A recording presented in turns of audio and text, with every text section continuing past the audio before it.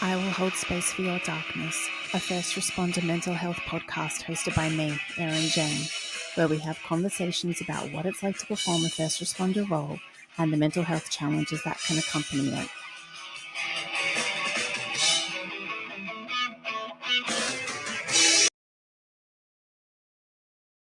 Hello and welcome to another episode of I Will Hold Space for Your Darkness. I'm your host, Erin Jane, and today we are joined by Fidel, who is a paramedic from New York.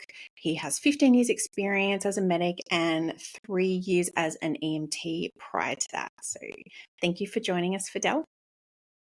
Oh, my pleasure. Thank you for having me. No, wonderful. Fidel's jumped on today. So like I said, experience as a paramedic in New York, as well as an EMT, and he was also an Army veteran. So yeah, Fidel, thank you for joining us, and really just sort of want to kind of dive on in and can you tell us what made you become interested to become either an EMT or a paramedic? All right, you get the long version. I do get the long version. So my first experience with EMS, I was like maybe 10, and I got hit by a car. Oh, wow. I Sorry to hear that. It was minor injuries, but I blacked out and I woke up in the ambulance. And I was playing on the street. This is when kids still played in the street. Yeah, I know. My parents weren't home, and I don't. So it was just me, and I'm not too sure if it was an EMT or a paramedic in the ambulance with me. So I just remember that. And then I remember going to the hospital. I remember coming home. But since then, I always had a thought in my mind, about working on the ambulance. And as a teenager, I used to see the ambulance drive by and be like, hey, it'll be cool to work on the ambulance. I remember I was on the ambulance when I was young. I had no idea the difference between EMTs and paramedics. The general public, they don't really know the difference between the level of care you get from either. No. Yeah. And so when I finished high school, there was a college by me that it was 3 phases. The first semester was basic CPR. Okay. The second semester was first aid. I don't know if it was AHA or Red Cross first aid. And then the third semester was the actual EMT program. So I did the first 2 semesters, and the third semester, my brother got me a job. And I left school and I started working, and I worked in telecommunications for about 10 to 15 years. And then, there were a lot of changes in the industry, and I didn't have a job anymore. And at that time, I was married. I had a mortgage. My daughter was 4. My wife was pregnant. My ex-wife, my wife at the time, was pregnant with my son. And I thought, what did I want to do? What do I want to do with my life, my career? And I was like, hey, I always wanted to work in an ambulance. My ex she was always very supportive of whatever career path I chose. Nice. So I enlisted in a EMT program. I had a little money saved away, and I'm 3/4 way finished with the program. And we're having a talk with the professor. So I don't know if you know the way it works in New York City is the city of New York contracts the fire department to handle their EMS. So they don't really have the resources to cover all the areas. So they subcontract with the hospital agencies to do 911. So it's the same job, same radio frequencies, same protocols, same level of training. It's just that my uniform and check is from the hospital. But the instructor was telling me, hey, most of you guys fresh out of school, you're not going to get a job with a hospital without any experience. And some of you guys might go into the fire department if they're hiring at the time. But most of you guys are going to work private transport. And he's telling me the salary for private transport, which is little to nothing. It was less than $10 an hour at the time. And I'm thinking, oh my God, my wife is going to kill me. I think, the medical field, you're going to make money, but it wasn't at the time. But I was already committed. I was working 60, 70 hours a week doing private transport. I was about to leave. I worked for about a year. I was about to leave EMS altogether. And I remember I had a retired fire department EMT, and he was always telling, as a partner, he was always telling me, don't even try applying at a hospital. They're not going to hire you without 3 years experience. So I listened for a little bit. I remember one day, it was a year in, Yeah. a suit on for whatever reason. And I said, you know what, let me just stop by the hospital base with a resume. And I stopped in, and I'm going to give a shout out. I don't know if she'll ever see it, but my first manager, her name is Maddie Fong. She gave me my break in That's nice. hospital-based 911. Yeah. And I've been working EMS since. I worked for a few hospital agencies. I worked for the fire department for a little bit. It was a little bit of different culture. I came back to the hospitals. I left EMS to do organ transplant for a little bit. It's a great job, great mission.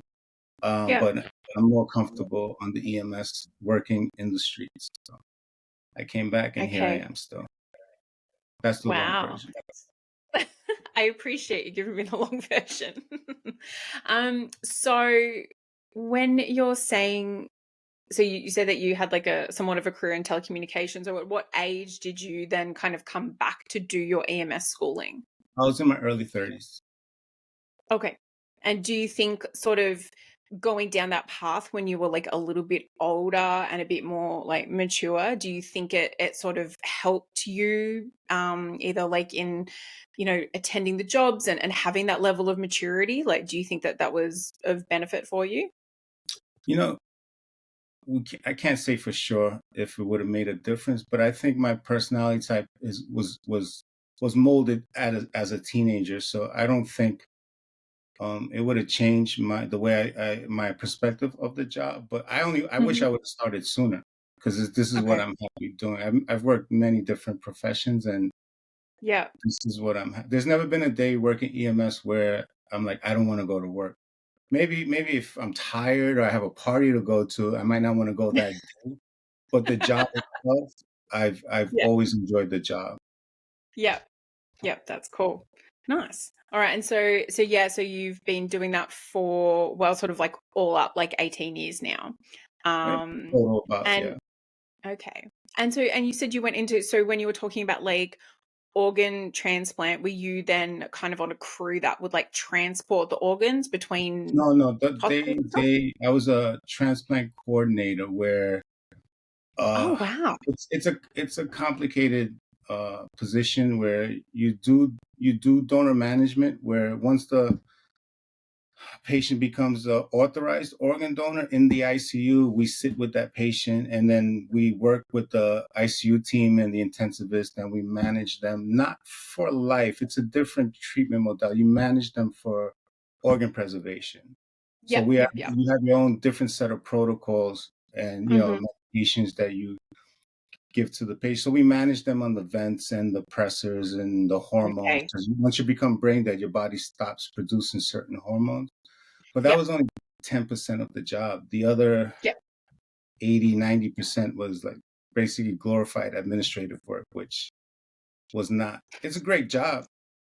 People love it and excel at it, and it's still a great mission. I don't want to, trash talk the profession, but it was. It was a different culture. I worked, the last almost 20 years in the streets. Now I'm stuck in an office, quote unquote. They have you and it's 24-hour shifts. So, and it's cold in there. I hate being cold. Yeah, but I think, you strike me as like a very calm, like level-headed person. So to have presence on the street, I think would, be a benefit in any kind of like emergency situation. And I think you'd be sort of pretty maybe similar to my husband, where like my husband is not a person who can sit in an office behind a desk. Like it's not his thing. He's just too busy and too all over the place. So like maybe you guys like vibrate on like the same frequency, and you're like, I got to be out, I got to be doing stuff. Like you have to be built a certain way to be able to. That's all right. To be able to, either sit behind a desk and do that kind of thing, or be out on the road. Yeah, it makes sense. It's a different personality type. to do this Yeah. job and enjoy it. So, because some people still do the job. I stopped them from crossing this. That's Some all right. people Fidel's still, cat's trying to make a guest appearance on our podcast at the moment, so that's what I giggled at before he walked they only past. mess with me when I'm actually doing something. That's all So, right. my apologies. No, go ahead. It takes a different personality type to still do this job and enjoy it. Some people still do it, but they don't enjoy it. I have colleagues that, you know, don't enjoy the work. And I ask myself, why are you still doing it? But I Yeah. don't know what goes on in other people's personal lives, why they choose to do what they do. I know Yeah. if I'm unhappy doing something, I make a change. And so Yeah. the only reason I left EMS to go do organ transplant is I figured it's the next step in my career. It's progress, Okay. evolution. So I have no Mm-hmm. regrets. I tried it, but Yeah. I'm glad I did, to know that I don't like it. It made me appreciate EMS even more. Yeah. Yeah. And yeah, sometimes it is to be able to like step back and get that perspective and be like, I've actually got it pretty good.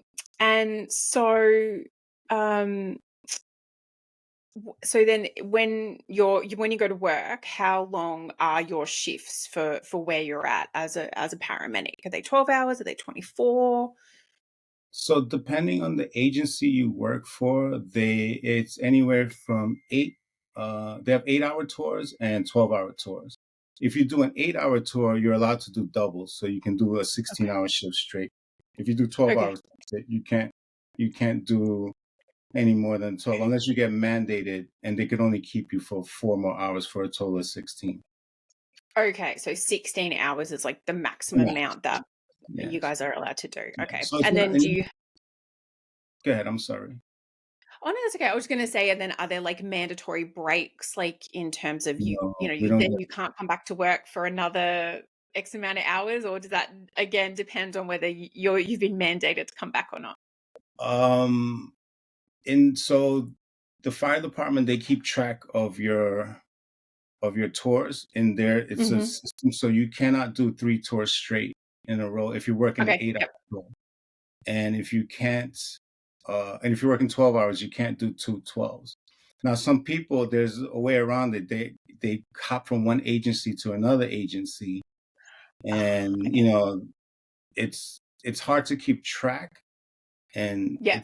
you're not supposed to do it, but some Mm. people work 24 hours straight, you know. Yeah. Yeah. So at So what midnight, about the the clock resets itself, as far as like, yeah. you could do it. So the morning tour is a tour 2, and the evening tour is a Okay. tour 3, and the overnight is a tour 1. So if you do a tour 2, tour 3, the system resets before the tour 1, so you could jump straight into tour 1 at another agency. The same Oh, agency okay. won't let you do it because that's their internal policy. Yeah. Yeah.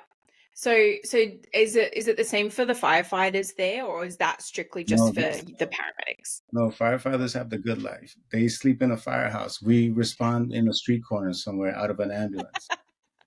Firefighters sleep, they cook, they rescue They shoot kittens the out of shit the around the firehouse table. No, they have a great job. It's a little different what they do. We call them CFRs. They're trained to the CFR level, and they do respond to our Yeah. call at a CFR level to provide basic care. Yeah. Most of the firehouses are closer to the assignment than we are usually, because it's limited ambulances. So they usually get there Yeah. before us, and their job Yeah. is to render basic care before we get there. Okay. Yeah, that makes But they sense. do 24-hour shifts. Yeah. Yeah. Okay. So that's the same up here in Massachusetts. Yeah. Most places do 24 hours. And I was just wondering, and I guess like especially because, if you're in your position as a paramedic and you're rocking up to a scene and you're like, trying to give someone critical first aid and administer medication or that kind of thing, like if like fatigue comes into play, it's really got to, perhaps endanger patient care if you're Yeah. at a certain level when, like obviously there's studies that show, if you're tired to a certain extent, it's worse than being intoxicated. Yes. Yes.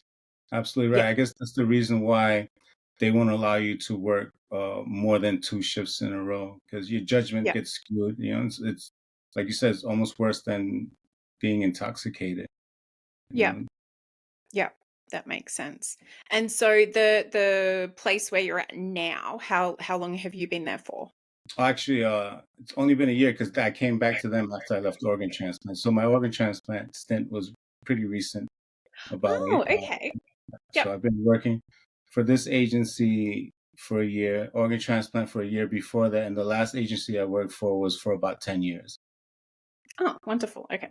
And so you just went where like there was an available position. It wasn't like one's better than another. Yeah. It was just So the job I left for organ transplant, my position was filled, and there was okay. Yep. no openings available, so I had to go to another agency that fit my financial needs, and hmm it's wise, it's a good gig. I'm happy where I'm at right now.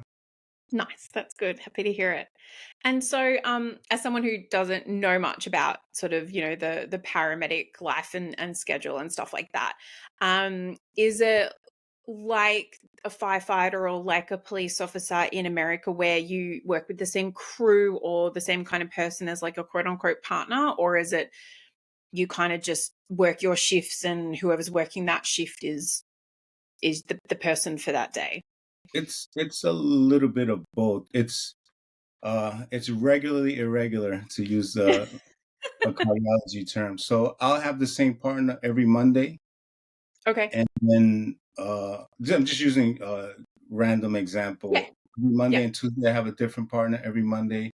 I mean, every Tuesday and Wednesday. And the only time I'll get a different partner is if someone goes on vacation, because they also have part timers that fill in, like vacation relief guys that fill in the spots here and there. They Yeah. also have what they call per diem medics, where they only pick up shifts when Yeah. needed. So they're there to fill in the slot. So I usually have a regular two or three set of partners that I work with. Okay. And then just a couple of fill in here and there for various reasons. Yeah, Okay. Cool, that makes sense. And so why New York? Did you grow up in that state or I grew up. find yourself This is there? where I got hit by that car when I was a kid in New York City. Really? Yeah, this is where I grew up. Okay. Uh, People trash talk New York, but I don't see myself leaving. I love the city. It Yeah. has its pros and cons. For Yeah. me, a lot more pros than cons. Yeah. Yeah. No, I mean I've been I think I've been maybe 4 or 5 times now, and I love it. Like, every time I have visited New York, I have done something different.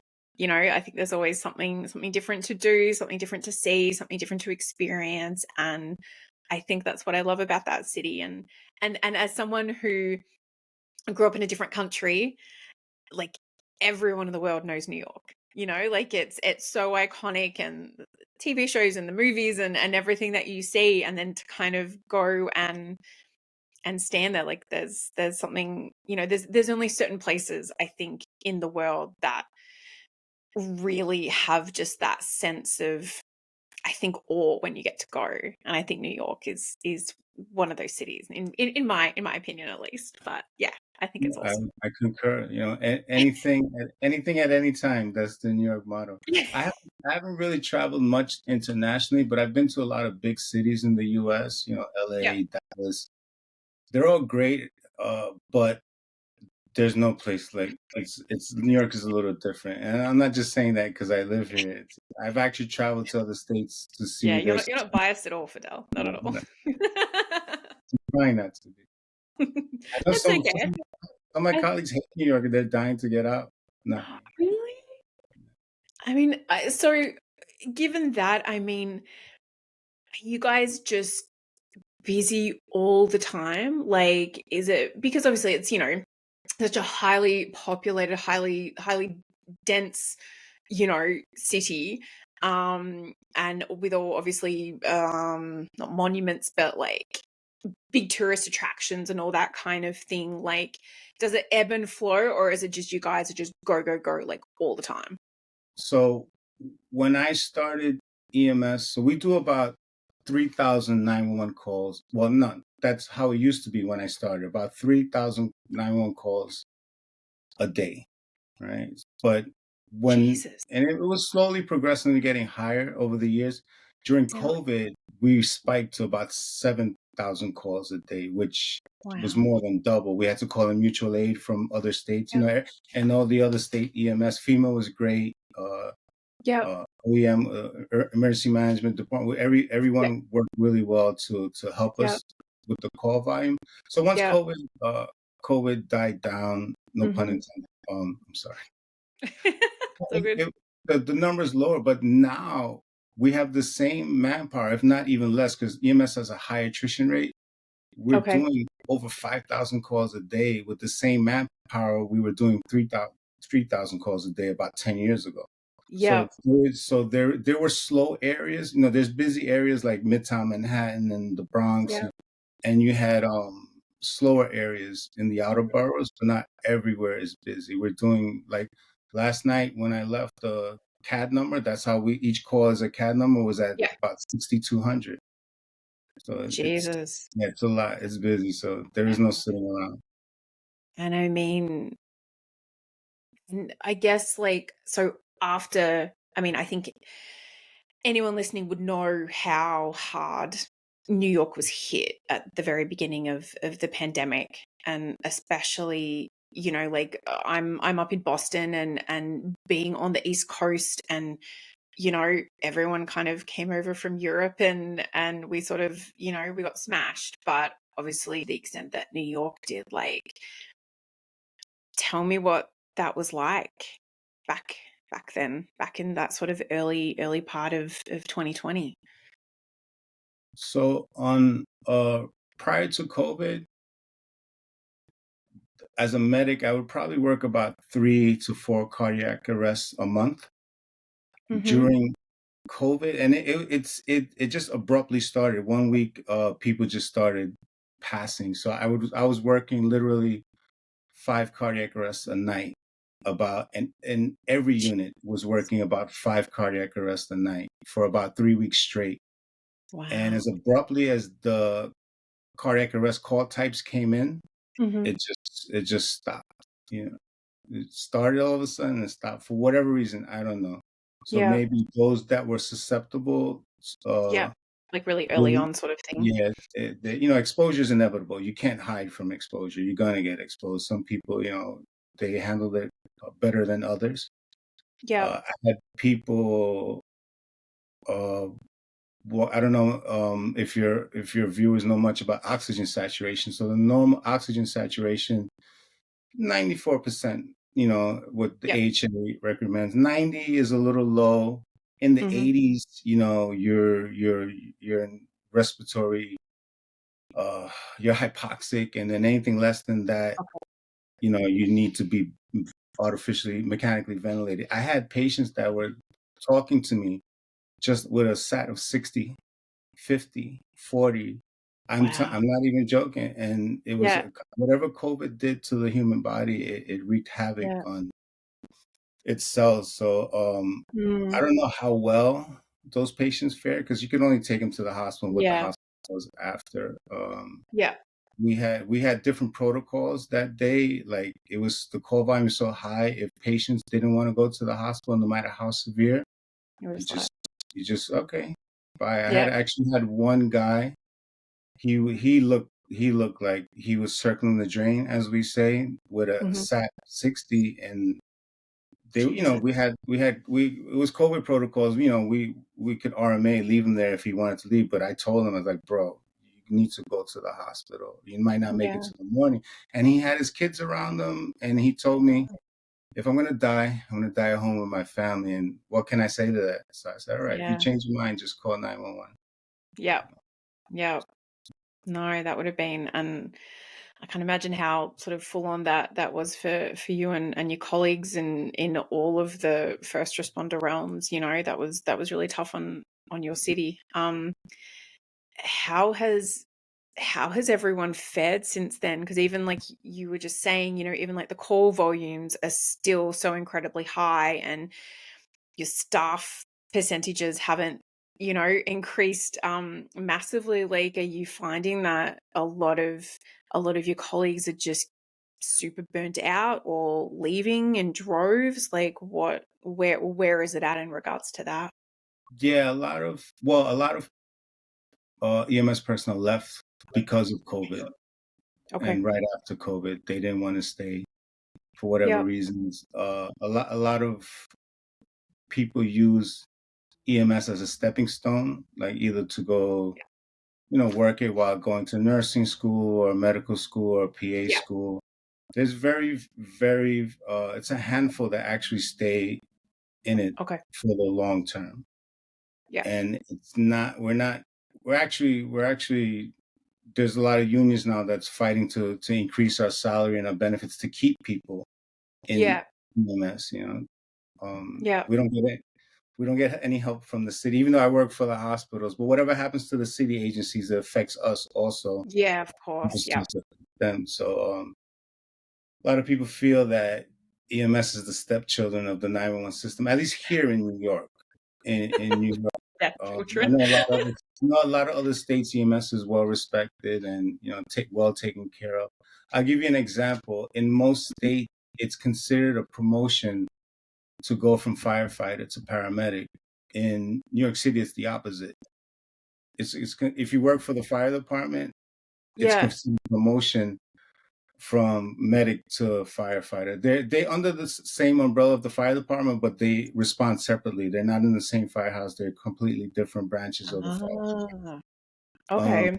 yeah, so a lot of people don't.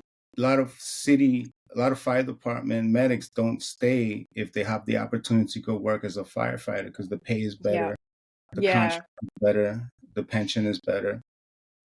Mm-hmm. Oh, so that's interesting. So I mean, they obviously wouldn't lose their skills as a paramedic. So then are they considered a firefighter paramedic, or they're just like, no, I'm purely No, just a firefighter now? it's so although they still retain their certification as a medic, they become a CFR once they work. They could only operate as a firefighter while they're working as a firefighter. They can't do any, not even EMT skills. They just can do CFR skills. Wow. Some firefighters still they moonlight as medics for private Yeah. agencies, Yeah. but no, there's fire suppression, we call it, and EMS are two separate agencies with two Yeah. different scope of practice altogether. Even Interesting. though they were Yeah. trained No. as Yeah. No, because I think with like the department that like my husband works for, like they're sort of like both, and then it will often dictate, whether they work on like a ladder or on say like an engine who respond to most of the medical calls as well. So that's interesting yeah, that each yeah, sort of place does a little bit differently. yeah. They do it like that Um in New York, kind of, where it's fire EMS in one, but in New York City, it's oh, completely separate. yeah, yeah. Separate And I contracts. guess, yeah, you guys, I mean, and they would, I guess, maybe doing something different because you cover like such an enormous patch that, yeah, maybe it's like works better that it does have to be specialized in like this way and this way and this way. Who knows? Yeah, I would assume so because of the call volume. It's too high to. They don't have the manpower to combine fire and EMS. Yeah, yeah. And so because that sounds like there is a lot of like interagency like interactions, between you guys, so like the hospital EMS and the fire department EMS and fireys and all that kind of thing. What's like the camaraderie like, even just within your department, and then with like your interagencies? There's friendly banter, but Yeah. for the most part, we all work well together. When you call 911 in New York City, technically you're supposed to get an ambulance, whether it's an ALS or BLS ambulance, depending on the level of care you need. You're supposed to get Yeah. a RMP, which is a squad car, and Okay. an engine, which they respond to medical cars. The policemen are there for our safety. The Hmm. firefighters are there for um, whatever we need, basic care. But it doesn't Yeah. always happen like that because there's so high of a call volume. We'll get on jobs and it's just us. We'll get on jobs as the police officers Yeah. and the firefighters. Sometimes just the firefighters. But if we have, like, say, a cardiac arrest, protocol is to have firefighters with us to help us Okay. with whatever we need. And if we have Yeah. EDPs, I don't know if you guys it's like psych patients, emotionally Oh, disturbed okay, yeah. patients. We're required to have police officers with us, and we're there Yeah. just for medical care. So we all Yeah. work So good. and we all Yeah. know each other. I have a lot of friends, good friends that are cops and firefighters that I've met on the job over the years. Mm-hmm. No, that makes sense. And I guess because the police officers would have the like arrest power to Yeah, convey someone to get like a psychiatric assessment or that kind of yeah. thing.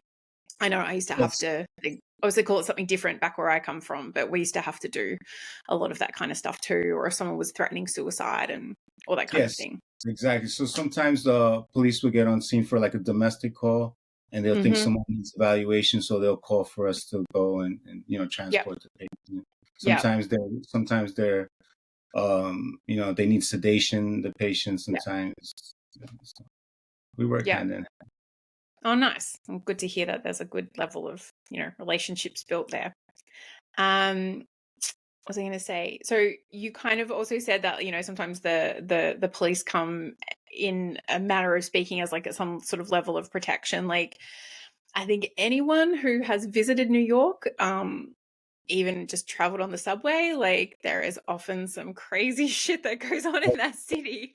Yeah, Um, yeah, like what kind of, what are like your most common jobs, or what like weird shit do you guys like get called the to? most Man, you common. couldn't even write this, you couldn't make it up.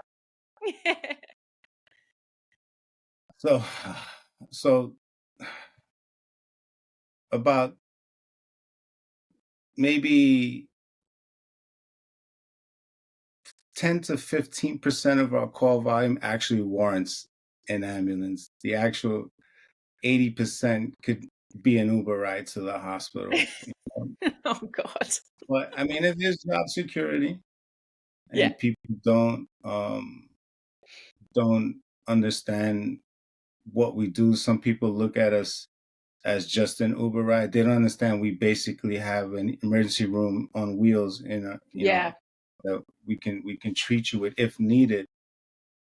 Yeah. Um, but I can't say so the EMTs, the basic level, they get a different type of call volume than we Yeah. get. Sometimes they overlap each other. Yeah. So we'll get unconscious calls, Okay. Yep. and about 60% of the times it's just some intoxicated guy sleeping on the corner that a concerned citizen is worried about, and they'll call in either the Yeah. unconscious or the cardiac arrest. You get the cardiac arrest, unconscious in front of the liquor store, 12 o'clock Saturday night. Most of the time, you know what it is. But that's not to be taken for granted, because I've had Yeah. cardiac arrests that were Of in front of course. the liquor store or Yeah. in front of the bar midnight.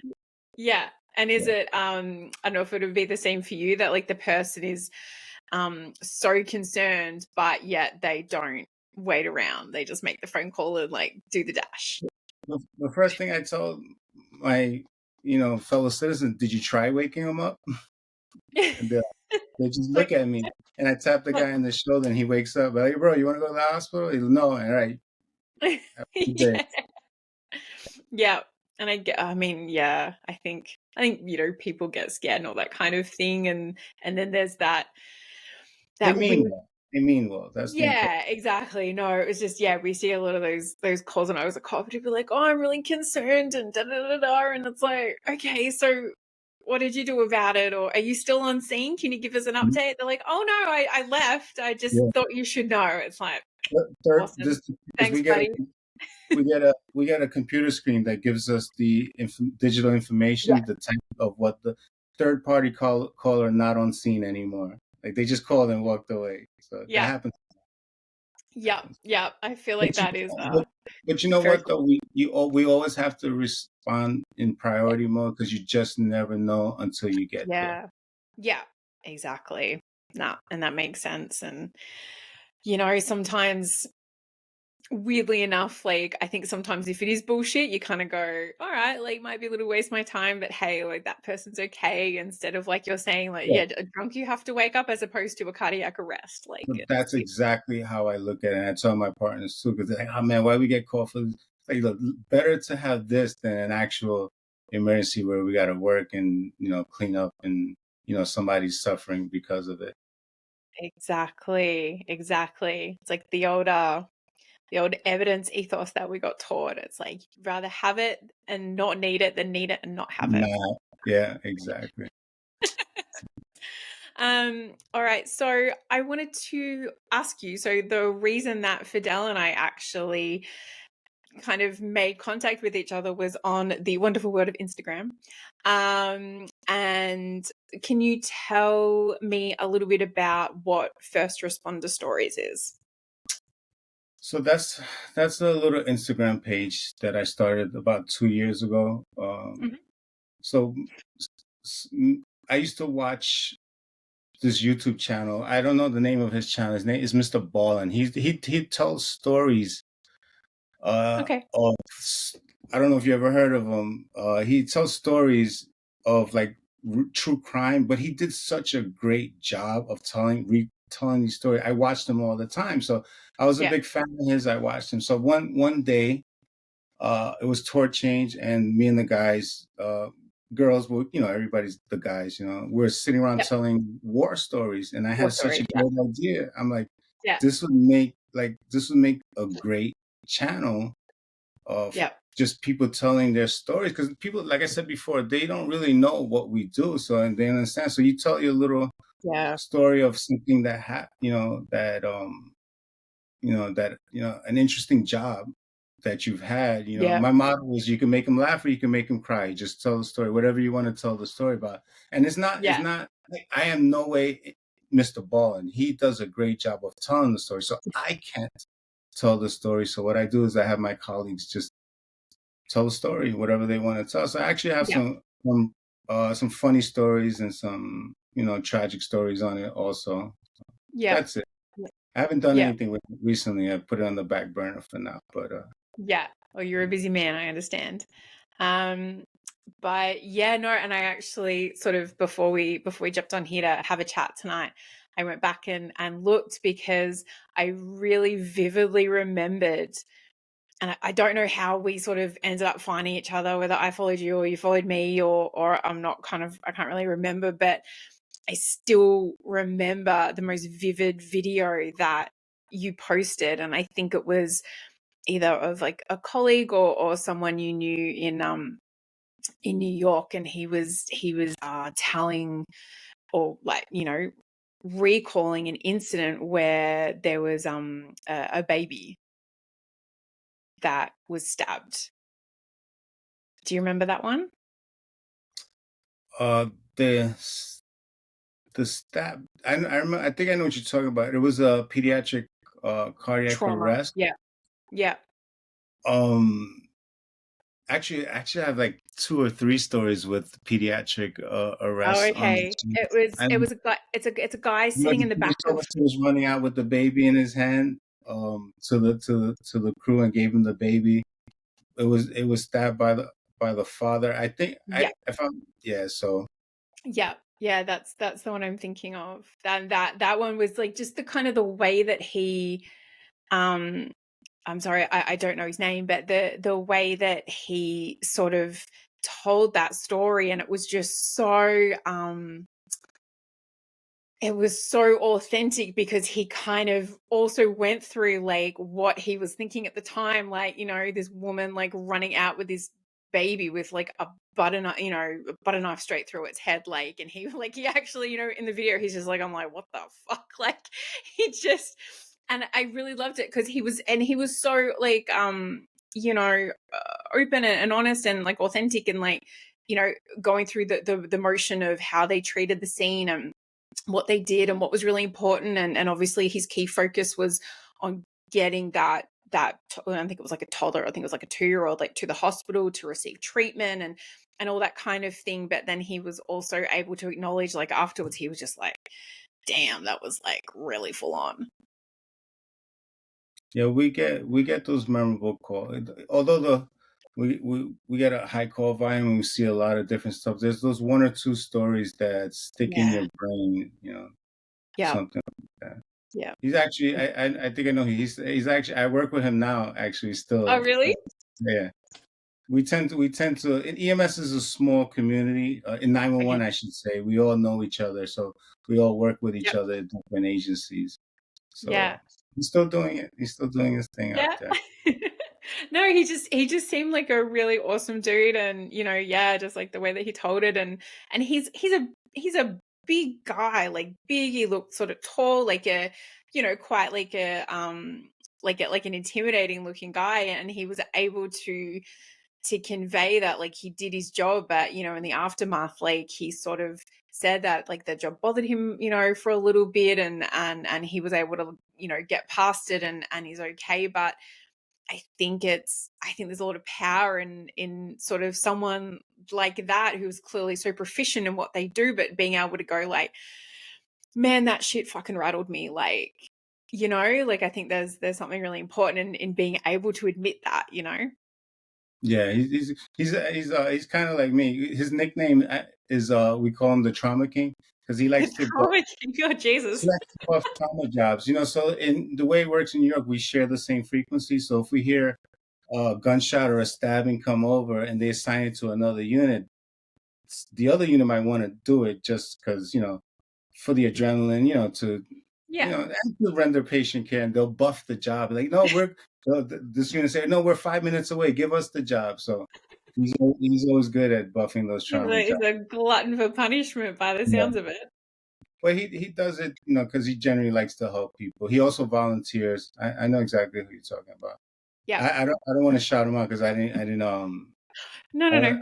know, but I'll let him know that his story was memorable. It really, really resonated. And with your permission, Fidel, like when I drop our podcast episode and I'll share some details on Instagram, would you mind if I reshared that video from your account just so like the listeners can know which one it is? Oh, absolutely. Be my guest, and if you want, I could also get you his contact info if you ever wanted to do a podcast with him. If I he's would willing love to that. Yeah, host you. absolutely. If he'd be interested, I would love to have a chat with him. He seemed So like a ripper bloke. once this is over, we'll Yeah. conference and see if it's the actual. I want to make sure it's the same person, and Yeah. then I'll contact him and I'll let you guys exchange info, or I'll give I you his appreciate info. that. That'd be cool. Thank you. I'm Um, I'm sure he would love to do a podcast with you. That'd be cool. Thank you. And so, yeah, so for anyone listening, if you are on Instagram or Facebook, please jump on and follow First Responder Stories. So from my understanding, the handle is first_responder_stories. Is that correct? Correct. Yes. Yeah. So jump on and follow Fidel, and he shares like all kinds of stuff on there. So you share sort of lots of different sort of obviously quote unquote first responder stories, but it's from all of the different domains, and I think I remember back in September you shared some really like poignant stories about people who sort of either responded on 9/11 to the terrorist attacks, or people who'd lost their lives in the aftermath, and all that kind of thing. And there were some really just like important stories that you shared that I think was very worthwhile as well. Thank you. That was more of the written word. Yeah. But that's okay. We're allowed to read on Instagram and Facebook. Doesn't have to be the quick 10-second thing.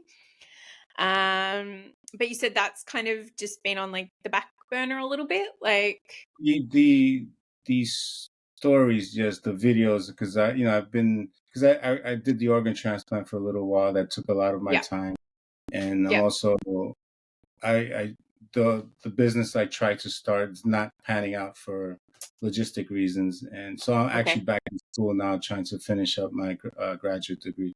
So I Oh, need to cool. focus on that Yeah, until um until that's done, but and I'll start getting more stories. You know what it is? It's hard to get people to tell me their stories sometimes, because we have a lot of people are afraid of HIPAA, which is patient yeah, privacy, right? So they yeah, think if you tell the story they're violating HIPAA. But I tell them, listen, You don't have to mention any names or anything like that. But I don't like to pressure people. So Oh no, of I'd say, course. you have a And look, story? yeah.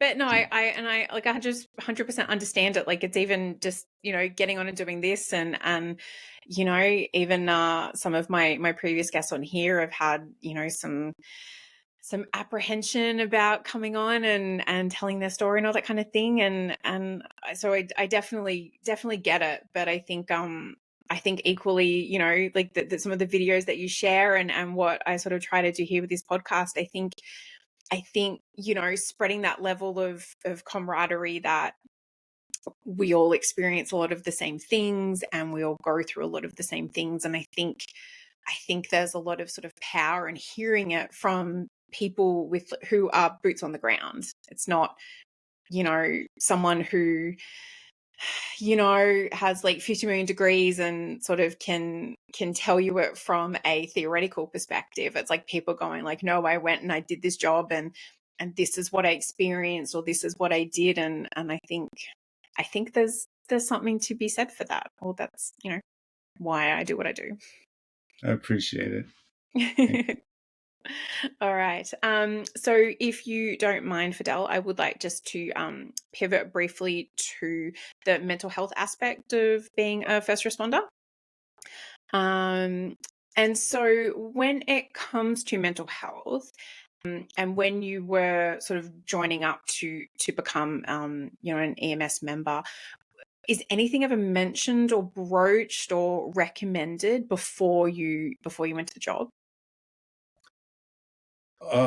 As far as how to handle a job, Yeah, or just how to handle all of like the trauma that you're going to see. Like obviously, there's a level of awareness when you sign up for this kind of job, but yeah, especially after COVID, a lot of city agencies and hospital agencies started looking at the mental health aspect of first responders. A few colleagues did commit suicide because of COVID. And they were, fire department, it made the news. I don't know if you heard about it down there. So a lot of the powers that be started looking more at the mental health aspect of first responders. So there was always critical incident debriefing. There's a team. yep, CISM team, yep. So REMSCO, which is the state governing body for EMS, whenever something critical happens, they'll reach out to the personnel that were involved if they need counseling. It's not forced. It's very at your discretion if you want to talk to somebody, and it's personal if you want to. We just had actually, me personally, I had a colleague that was stabbed on the job. And so I was there at the scene, and she's doing better, but I had the state board reach out to me to see if I needed some type of counseling, and I told them I'll be okay for now. I mean, so like I told you before, I've always been able to handle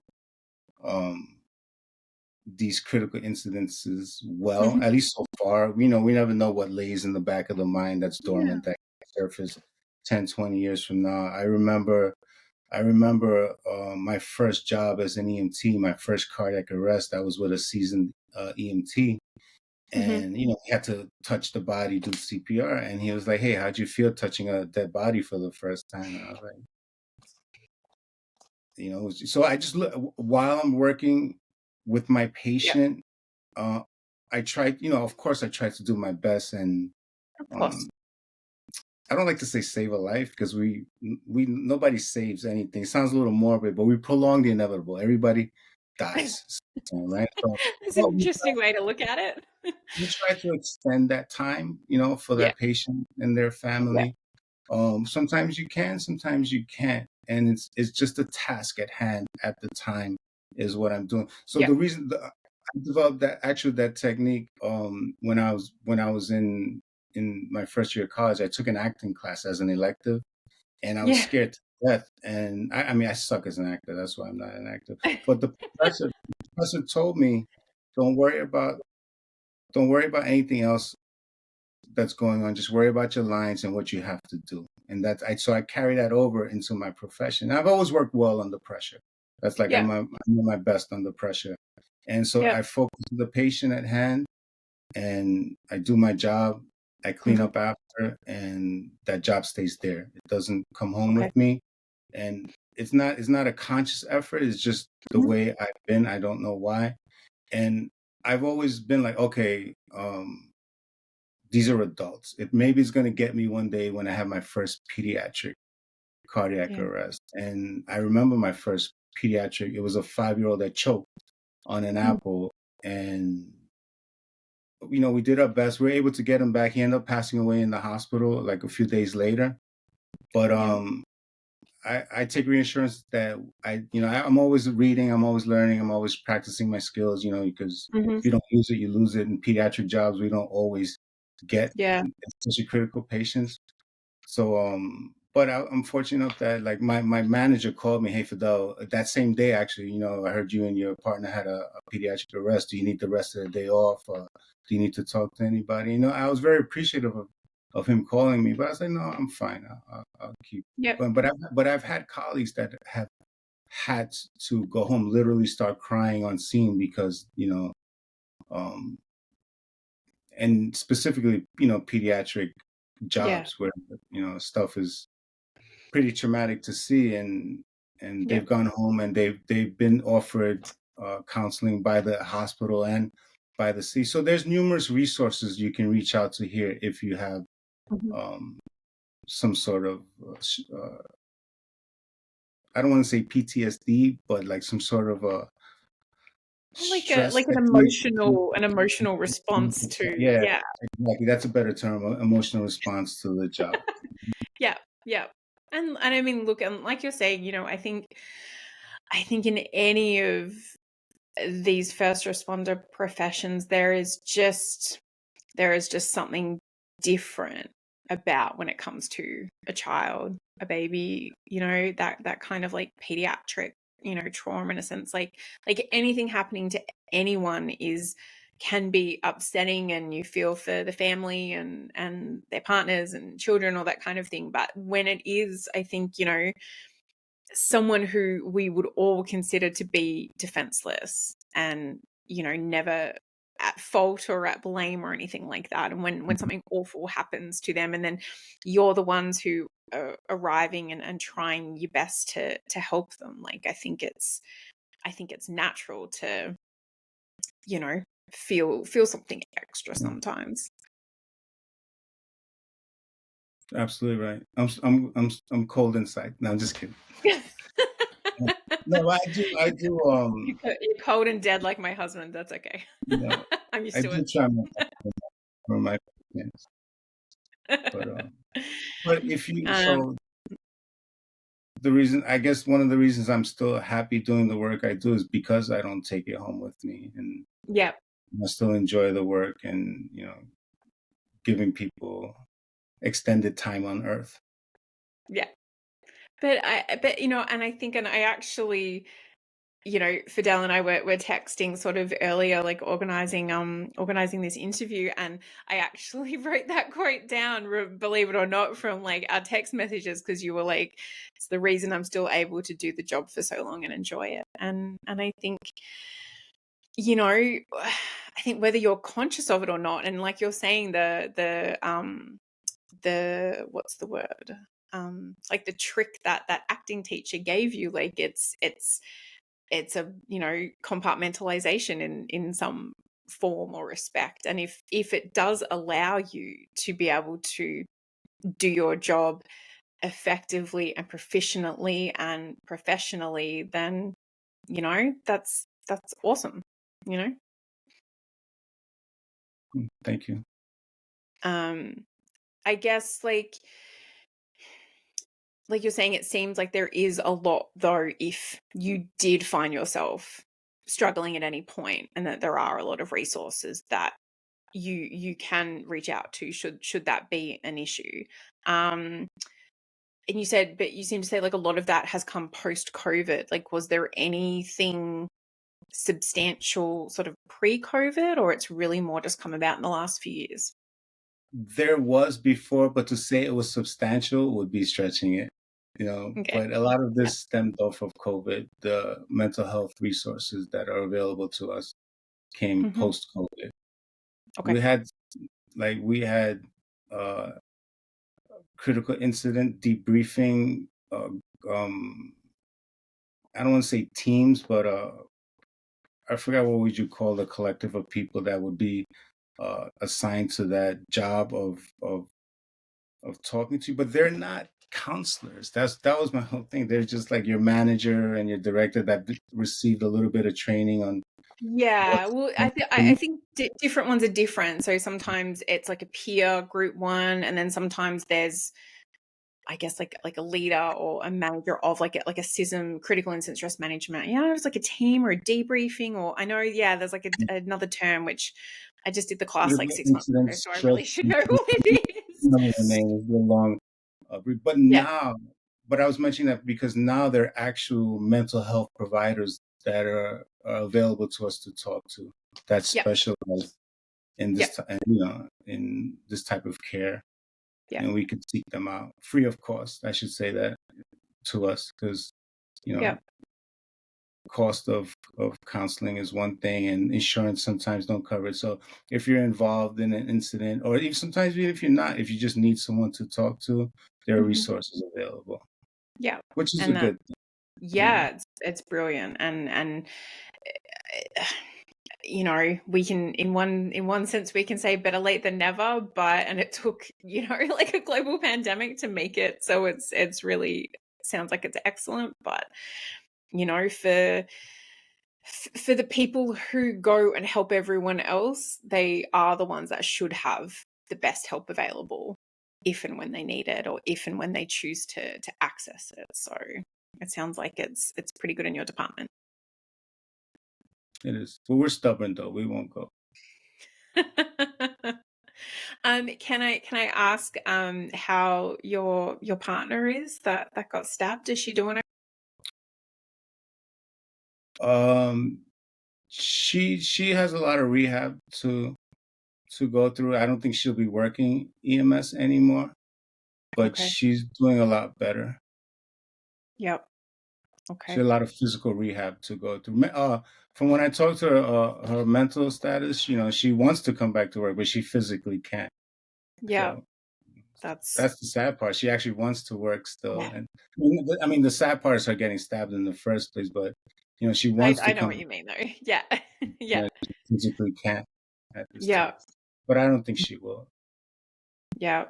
I mean, that's a lot. It's one of the up there with one of the worst things that could possibly happen to you on duty, and especially as a paramedic. Like I think when you're like a police officer and stuff like that, like you kind of, there's that level of anticipation, and we get sort of taught in the academy of trying to disarm people, and we carry weapons. And for you guys who purely arrive at a scene to administer care and administer like medical resources, like it's, Yeah, the last thing you expect or want is to be attacked by someone you're there to help.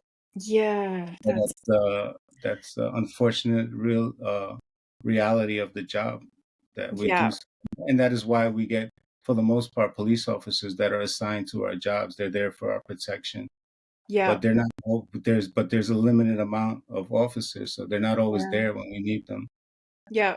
No, right. And that's, yeah, that's wow. I'm really, really sorry about your colleague, and I hope she I Thank hope you. she recovers really, really well.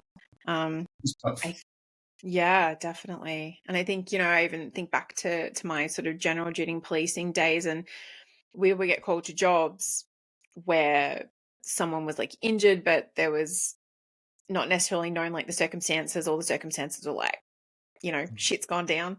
Um, we'd get to the job, and we call them the ambos back home. Like the ambos are like parked around the corner. Then they're just Mm. like, that's our protocol. We're not going in unless the Yeah, coppers are there. And it was just the way that it was. So, it's, sometimes you have to protect yourself above all else. Yeah, it's kind of similar here, where if we read the text, even if it's not a violent job, if we read the text and we don't feel safe, we're perfectly in our right to wait for police officers to get there or to drive Yep. away But Yep. sometimes you get like for instance the call with my colleague, it wasn't even, it was a medical call for like Oh, I don't know if it was a chest pain or difficulty breathing that yep. that just went south, and you wouldn't even think it would happen. And It's just a random act of violence. he was like the patient that you guys got called there to assist? He, he was their patient. Yes, Jesus in the back of Christ. the, yeah. So. Ugh, But, that's I mean, it's that's not a common occurrence. Right? I don't yeah. want people to think that it's No. happening all day, You're every like day, you're like, but it's "Stop actually, shitting on New York."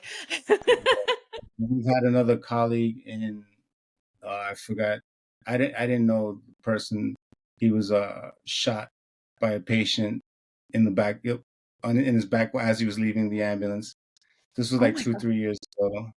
We had the fire department EMT that was killed by not her patient, but it was a regular patient that she got run over by the ambulance. So we've had our fair share of occurrences God. with violence, I should say. That's pretty tragic. Mm. And you sort of mentioned earlier too that and you might not know, so if you don't, that's totally fine, but like you said that been sort of like a number of suicides either during or after COVID.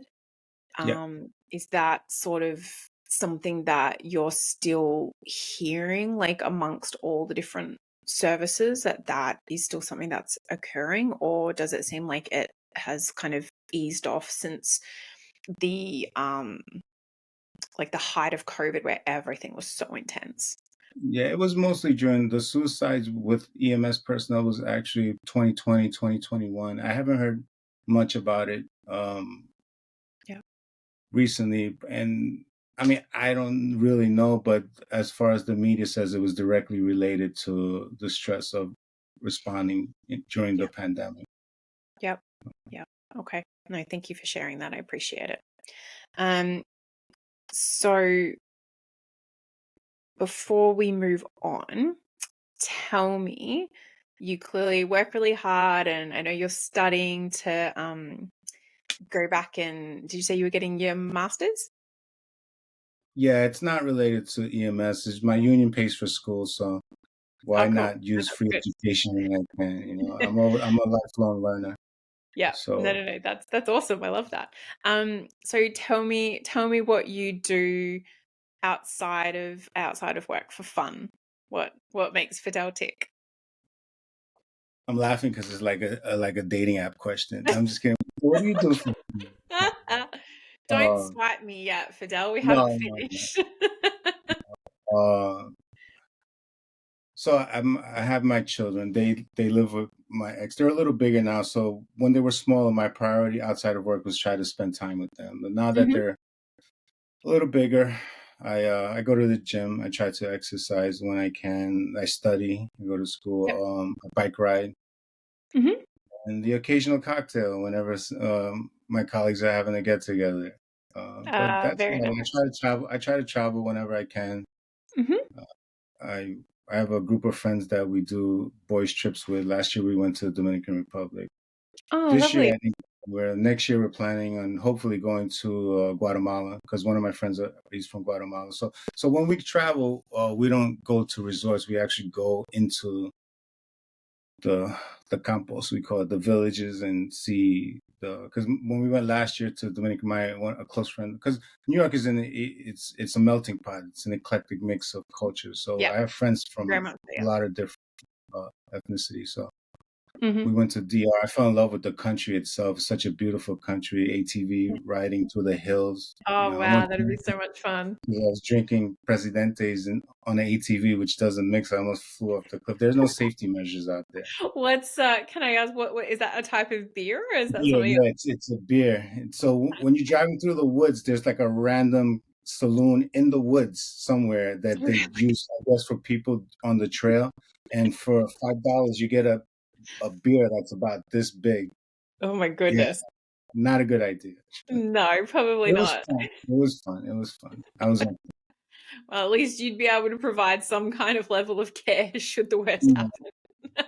You know, it's funny you say that, right? Because I have friends like, "Oh, you're a paramedic. If anything happens, I'm gonna call you." I'm like, "No.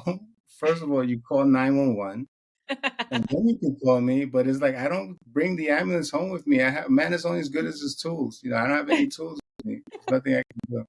Only thing I can tell you to do is call 911. I'm Yeah. joking. But you're right.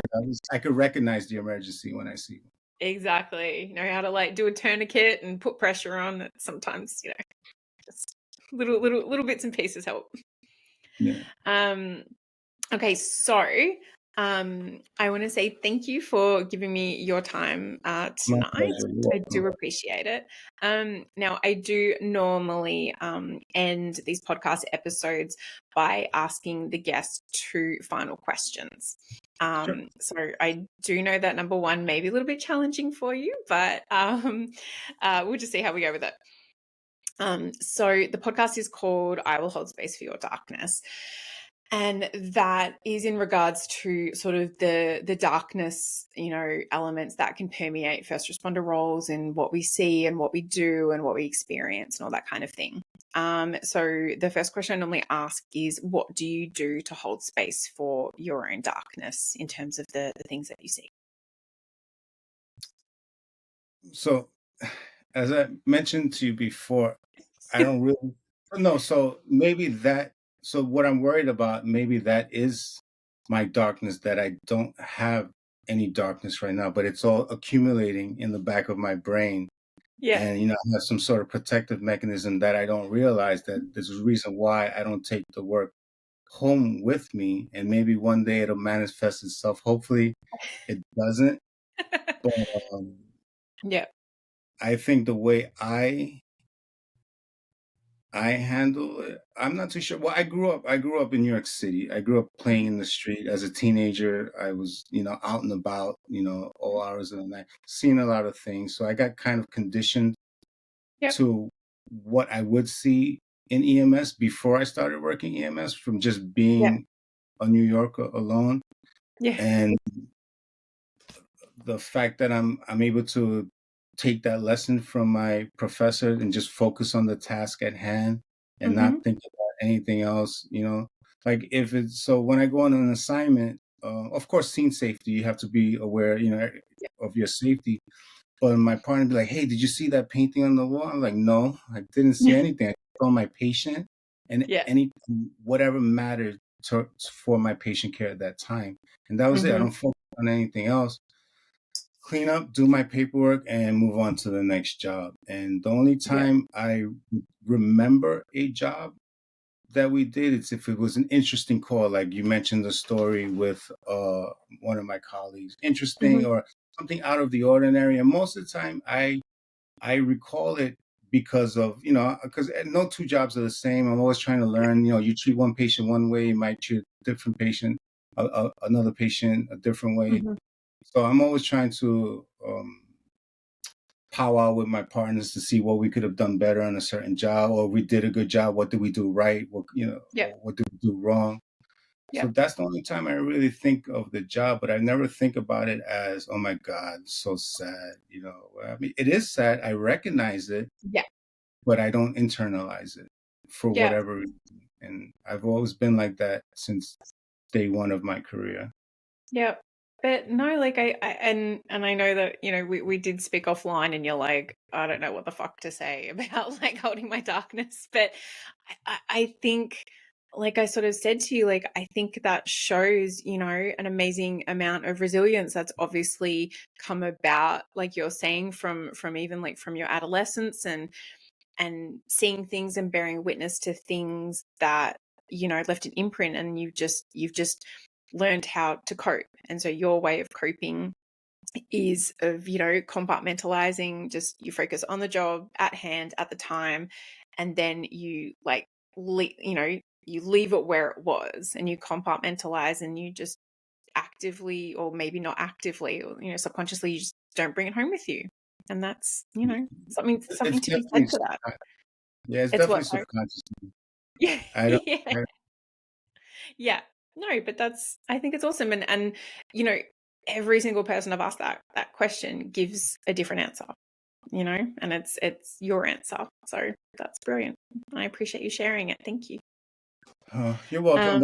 Maybe I might be in trouble because, those individuals that do have a dark place, they're learning slowly how to deal with it. Once it happens to me, I don't know if I know how to deal with it once it does, if it does. Hopefully it doesn't, but yeah.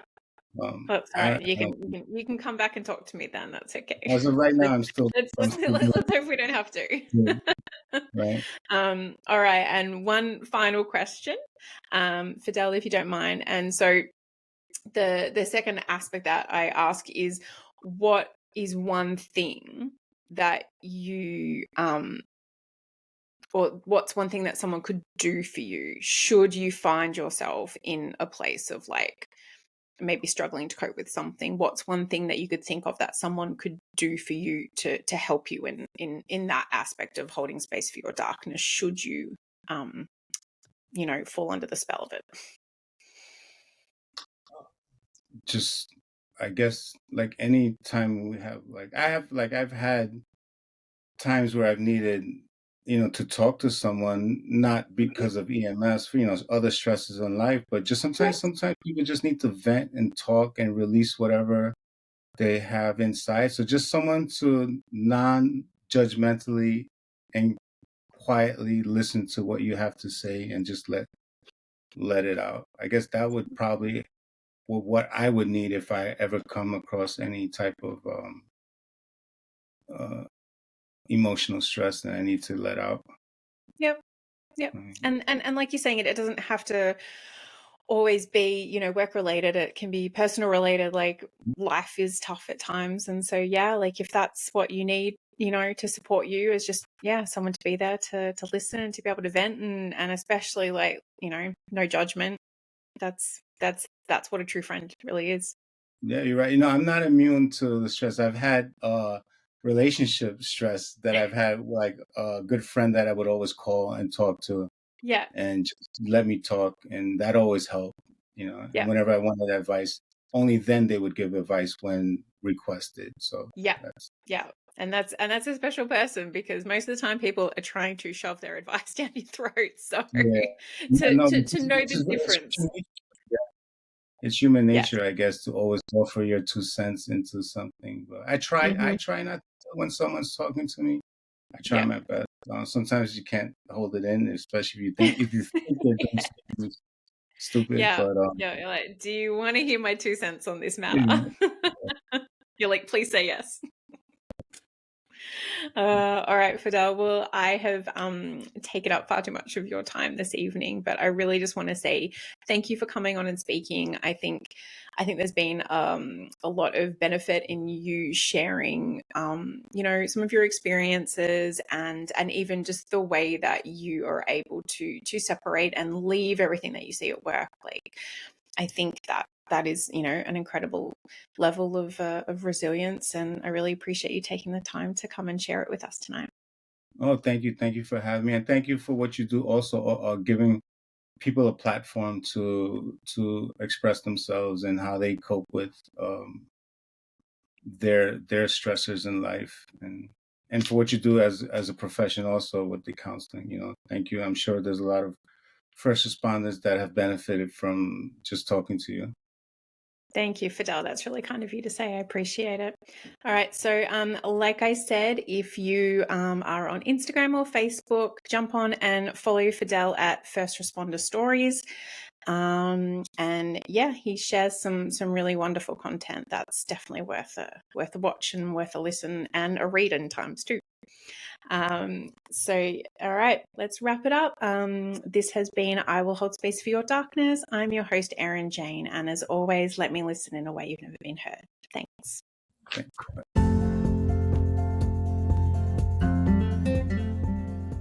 Hi guys, it's Erin Jane here.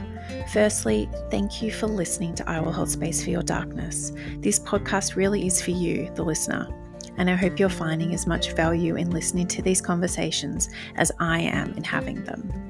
If you'd like to offer any feedback, suggest a subject matter, are interested in being a podcast guest, or would like to get in contact to receive first responder life and wellness coaching services, please reach out.